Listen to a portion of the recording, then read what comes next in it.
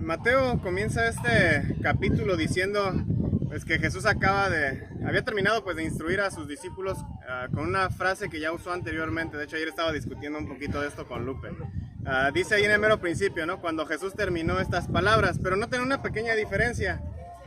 En esta ocasión dice cuando Jesús terminó todas estas palabras. En otras ocasiones decía cuando Jesús terminó estas palabras y pues sigue con una narrativa. Pero aquí dice Jesús terminó todas estas palabras. Mateo añade la palabra todas para indicar que Jesús pues ya ha llegado al final de su ministerio de enseñanza. Jesús ya terminó de decir todo lo que necesitaba él decir y todo lo que nosotros necesitamos para saber qué significa ser su discípulo. Ahora queda en nosotros decidir si lo vamos a seguir o no. De hecho, todo este discurso que estamos viendo aquí incluso nos recuerda al discurso que hace Moisés ahí en Deuteronomio 32, del 44 al 47, que se los voy a leer. Pero igual vayan notando cómo se repite la frase todas las palabras para que vean que es muy parecido. Dice, entonces llegó Moisés y habló todas las palabras de este cántico a oídos del pueblo, él con Josué, hijo de Nun. Cuando terminó Moisés de hablar todas estas palabras a todo Israel, les dijo, fijen en su corazón todas las palabras con que les advierto hoy. Ordenarán a sus hijos que obedezcan cuidadosamente todas las palabras de la ley, porque no es palabra inútil para ustedes, ciertamente es su vida. Por esta palabra prolongarán sus días en la tierra a donde ustedes van, cruzando el Jordán a fin de poseerla. Entonces noten cómo termina, aquí bueno dice que Moisés termina de hablar todas estas palabras también, no usa la misma frase. En Deuteronomio Moisés había terminado de escribir todo el libro de la ley, luego canta un himno alabando a Dios y luego le instruye al pueblo a que fijen en sus corazones todas las palabras que les ha dado. Aquí fijar, pues obviamente es fijar de pegar, ¿no? De que, no fijarse de que estén viendo algo, ¿no? De fíjate allá, ¿no? Está hablando de que fijen, de que peguen algo en su corazón, que peguen todas estas palabras en su corazón. Para el judío el corazón era la mente. Entonces, en pocas palabras, léanla y esténsela memorizando. Así como Moisés manda que fijen en su corazón todas las palabras que ha dicho, así nosotros también debemos de fijar en nuestros corazones todo lo que Jesús ha hecho y enseñado. Tanto los que estamos leyendo Mateo como los discípulos en ese entonces, pues ya sabemos todo lo que necesitamos saber para seguir a Jesús hasta la cruz. Mateo nos ha ido describiendo en su evangelio lo que significa ser leales a Jesús, tanto religiosa como políticamente hablando. Nos viene diciendo lo que significa seguirlo, para que no lo abandonemos en la cruz. Pero así como los discípulos que lo abandonaron, pues muchos de nosotros lo hacemos constantemente. Es decir, caemos en la misma infidelidad que Israel. Hace ya unas semanas, o yo creo que ya incluso hace un mes y cacho, gran parte de México estaba dolido por el caso de Devani Escobar. Yo creo que muchos escucharon acerca de esa situación, ¿no? Y gente no entendía cómo pues, las amigas la habían abandonado, cuando sabemos pues, cómo están las cosas en el país. Y a padres les dolía pensar que a sus hijas les pudiera pasar lo mismo. Y el problema es que todos sabemos que algo así podría pasarle a cualquiera de nosotros en cualquier momento. Lo que no esperaríamos es que nuestros amigos nos abandonaran en el momento tan crucial. En esa perspectiva pues nos ponemos del lado de la víctima. O sea, ¿qué tal si a mí me secuestraran y me mataran como a Devani? Pero aquí Mateo nos está describiendo que nosotros no somos la víctima.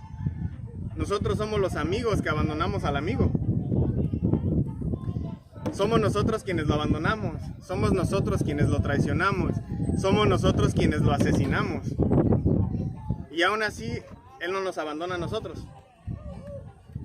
Para seguir con la analogía y que esto se asiente un poquito en sus mentes, en el caso de Devani, nosotros somos las amigas traicioneras, nosotros somos los secuestradores, nosotros somos los asesinos. Jesús en Mateo ha ido explicando poco a poco que va a ser traicionado y asesinado. De hecho, lo ha repetido varias veces, ya desde hace varios capítulos para atrás. Y aunque ya llegamos a ese punto ahorita, pareciera como si todo se hubiera acelerado de pronto. Pareciera como si el tiempo de repente pues cambió de un rato a otro y apenas nos habías estado comentando eso hace unos años, ¿no? Y de repente ya toca, ya te van a matar ahorita. 3 años paseando con Jesús, aprendiendo de Él, viendo los milagros que hacía, escuchando sus discursos, viéndolo debatir con los prominentes líderes de Israel. y de pronto ya llegó el día que tanto había advertido que iba a llegar. Y Mateo nos cuenta esto y nos está contando que lo que está por suceder va a ser durante la celebración de Pascua. Y hay varias cosas importantes que Mateo quiere que notemos en esta parte de la historia. Uno, pues obviamente es la importancia de la Pascua, lo que la Pascua simboliza. Y la segunda es, quiere que pensemos en qué nos parecemos a los personajes involucrados. La importancia de la Pascua la vamos a ver en la predicación que sigue, porque va a entrar ya ahora sí que a lo que es la de la cena. Lo toca Chive. Pero mientras quiero que nos enfoquemos en la segunda cosa importante, que es los personajes que leemos aquí y cómo nos identificamos nosotros con ellos. ¿A quiénes mencionó Mateo? Mencionó a los principales sacerdotes, ahí está Caifás, y mencionó a los ancianos del pueblo. Menciona a una mujer anónima que le unge con aceite, bueno, un perfume. Menciona a Judas, y también menciona a un hombre anónimo que es el que les da el lugar para la cena. Entonces empecemos con los sacerdotes y ancianos. Para los principales sacerdotes y ancianos del pueblo, la muerte de Jesús era una necesidad política. ¿Qué había estado haciendo Jesús hasta ahorita? Había estado denunciando que ellos eran corruptos, estaba retando su poder de ellos y había cautivado a las multitudes, ¿no? Gente los seguía incluso en esta entrada triunfal, los mete a todos al templo y pues los líderes están todos nerviosos de ¿y qué está haciendo? Está metiendo gente que no debería estar en el templo. Entonces ellos no pueden dejar que este reto político y religioso continúe. Ellos no creen que él sea un verdadero profeta, mucho menos creen que es el Mesías de Israel. Entonces hay que matarlo antes de que Roma nos ataque a nosotros. De hecho, Caifás en el Evangelio de Juan lo va a decir tal cual. Es mejor matar a un hombre que a que Roma nos mate a todos. Entonces hay que matarlo a él. Sus objetivos políticos, que estaban desprovistos de todo tipo de justicia, de verdadera justicia, pues han sido constantes en la historia que Mateo nos cuenta. Estos líderes han sido muy injustos con su propio pueblo y eso los lleva a decidir matar a Jesús. Otra forma de decir todo esto es que los líderes de Israel abandonan a Dios por seguir la política romana. Hay hermanos que, por ejemplo, cuando empiezan las elecciones, ofrecen dinero a otros hermanos para apoyar un candidato o partido político. Y ahí andan reclutando gente. Y este tipo de hermano dice seguir a Jesús, excepto cuando se trata de sus creencias políticas. Por lo tanto, ese hermano está actuando como quienes en esta historia, como los sacerdotes. Si tiene que decidir entre sacrificar su política o sacrificar su cristianismo, ¿qué va a sacrificar? Su cristianismo, su religión. Y el hermano que recibe ese dinero para apoyar a los políticos, es decir, el hermano que se deja reclutar, está actuando como Judas, que recibió el dinero para traicionar a Jesús. Como hemos visto hasta ahora, o Jesús es el Señor, o lo es el gobierno. Bueno fuera que así como reclutan políticos para los políticos, pues reclutaran para Cristo, ¿no? Pero bueno, eso ya es otra historia. ¿Conoces a alguien así en la iglesia? ¿Lo has visto en el espejo? Yo nomás veo un hombre guapo. Ay, ya Valdo dice que es un hombre guapo. A mí también pasa lo mismo, casualmente. Suele pasar a los cristianos. Mateo también nos habla de dos personas anónimas aquí, ¿no? En esta historia, que hacen más por Jesús que los que están siendo mencionados por nombre. Uno es una mujer que lo unge y el otro es el hombre que les da un lugar para la Pascua. En el caso de la mujer, noten cómo Jesús nuevamente está en presencia de lo que en su tiempo se consideraría impuro. Está en la casa de Simón el leproso, nos dice Mateo. Y una mujer se acerca a él. Y hemos visto que tanto las mujeres como gente enferma, para los judíos eran ¿qué? Pues de lo peor, de lo más bajo. ¿Y en dónde está Jesús metido? En la casa de alguien que era leproso y esta mujer está ungiéndolo a él. Nuevamente vemos a Jesús retando las creencias culturales de su tiempo. A él no le molesta estar en casa de alguien que en algún punto tenía lepra, ni que una mujer se le acerque. Y esta mujer anónima también está yendo en contra de las creencias culturales. Y eso es lo que la hace extraordinaria. Ella está superando esos obstáculos con tal de llegar a Jesús. Al profeta Samuel en la antigüedad le había tocado ungir a David como rey. Al sacerdote Sadoc le había tocado ungir a Salomón como rey. Y a esta mujer desconocida le tocó ungir a Jesús como el rey que estaba destinado a morir. Y por eso Jesús dice que donde quiera que se predique el evangelio, en el mundo entero, se va a hablar de lo que esta mujer hizo, aunque no sepamos quién sea. No fue un profeta ni un sacerdote quien unge a Jesús como rey, fue esta mujer anónima. ¿Conoces a alguien como esta mujer en la iglesia? ¿La has visto en el espejo? ¿Alguien que hace cosas por la iglesia sin estar buscando el crédito? Y bueno, finalmente tenemos a Judas. ¿Alguna vez les han dicho, uy, yo pensé que eras mi amigo? ¿O ustedes se lo han dicho a alguien? Una cosa es que tu amigo te insulte, o que tu novio te corte, o que ella no te haga caso, chiva. Pero otra cosa es que alguien te traicione. Todas esas cosas están mal, por cierto, ¿no? No es como que está mejor una que la otra. Pero la traición como que le agrega un grado de fealdad a la situación. Una traición rompe relaciones. Y aunque es posible perdonar a alguien, de hecho Jesús nos pide que lo hagamos, muy difícilmente podemos confiar nuevamente en esa persona. O sea, por ejemplo, ¿confiarías en el mejor amigo que seduce a tu novia o a tu esposa? El chapulín le dicen, creo. El problema con Judas es que sabemos que traiciona a Jesús, pero no necesariamente sabemos por qué. A veces pensamos que es por las 30 monedas de plata que le dan, pero él ya estaba yendo a negociar la traición antes de que le ofrezcan el dinero. O sea, él ya estaba ahí preguntando, ¿qué me dan? Y yo se los doy. Ni siquiera fue un buen negocio, ¿no? Como de, te damos 30, sí, está bien. No dijo, bueno, denme 40, 50, o sea, le va subiendo, nada, ni regateó, ¿no? A él no lo buscan para traicionar a Jesús. Él los busca a ellos para traicionarlo. Un detalle aquí extra es que Judas es el mismo nombre de raíz de la palabra Judá.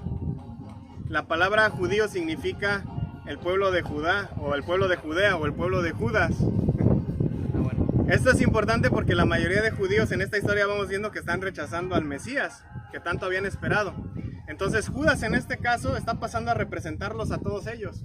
De hecho, el nombre Israel, ¿alguien se acuerda qué significa el nombre Israel? Pueblo escogido. No.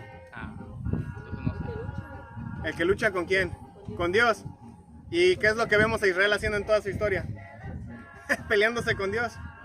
Le hacen honor a su nombre. Ahora, con esto no estoy diciendo que todos los judíos rechazaron a Jesús o que todos son malos. El resto de los discípulos eran judíos. Los primeros cristianos fueron judíos. Jesús fue judío.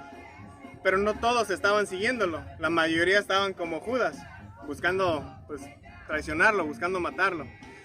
Pero Judas no está pues aquí en esta traición solo, ¿no? Cuando leemos esta historia, debemos recordarnos constantemente que cuando Jesús les dice, uno de ustedes me va a entregar, los otros discípulos no voltearon inmediatamente a ver a Judas, ¿no? No voltearon ni, sí, ya sabíamos que lo ibas a hacer. Te toca.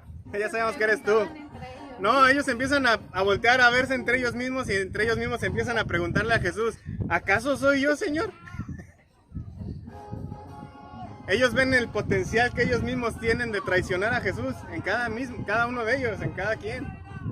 Y ese es el mismo potencial que, si la verdad somos honestos con nosotros mismos, también veríamos en nuestras vidas.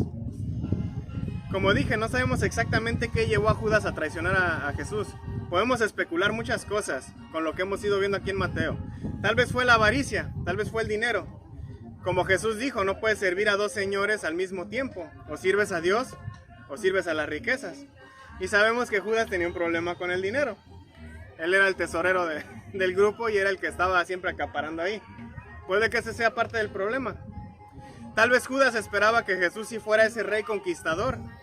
Y otra vez está aquí hablando acerca de que se va a morir. Y entonces tal vez se decepcionó, se hartó de eso y dijo, bueno, pues te vas a morir, pues mejor ya, ¿para qué te seguimos? Mejor ya que se deshagan de ti. Tal vez incluso pensaba, pues nada más lo van a encerrar en la cárcel y ya para callarlo. Tal vez pensó que si Jesús era ese rey conquistador, pues él estaría entre los más cercanos a él. Después de todo, pues él era el tesorero. Él ya tenía que tener ese contacto directo. Tal vez quería poder. Y está viendo que no solo no se le va a hacer tener ese poder, sino que está la posibilidad de que lo maten también a él por estar con este Mesías fracasado. Pues mejor yo lo entrego y me salvo yo.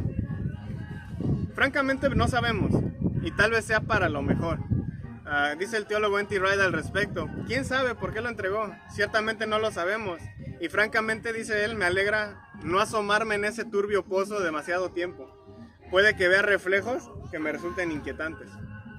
Wright sabe que si supiéramos más acerca de Judas, es muy probable que veríamos en Judas lo que vemos en nosotros.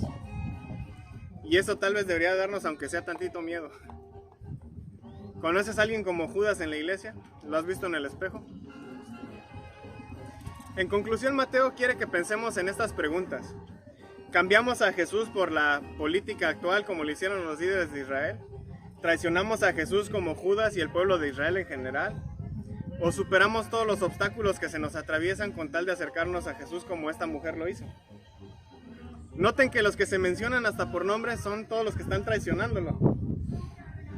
Y la mujer anónima, la que no sabemos ni cómo se llama, la que no sabemos nada de su historia, es la que está ahí ungiendo a Jesús. Realmente piensen en quién se parecen más de estos personajes. Porque es fácil pensar que pues nosotros somos como la mujer, ¿no? Superando obstáculos. Pero no podemos ni venir a reunirnos con la iglesia por ir a votar tal vez, como los sacerdotes. O por ir al trabajo porque necesitamos dinero. Somos como Judas, queremos el billete. Mateo nos invita a preguntarnos lo mismo que los discípulos. ¿Acaso soy yo, Señor? ¿Acaso el traicionero soy yo? Y solo cuando decimos esto, podemos empezar a apreciar lo que significó para Jesús sentarse a la mesa a compartir la Pascua con ellos, incluido Judas. Noten cómo la cena todavía no están cenando. Y él ya indicó que el traidor está entre ellos y ya le indicó a Judas, eres tú.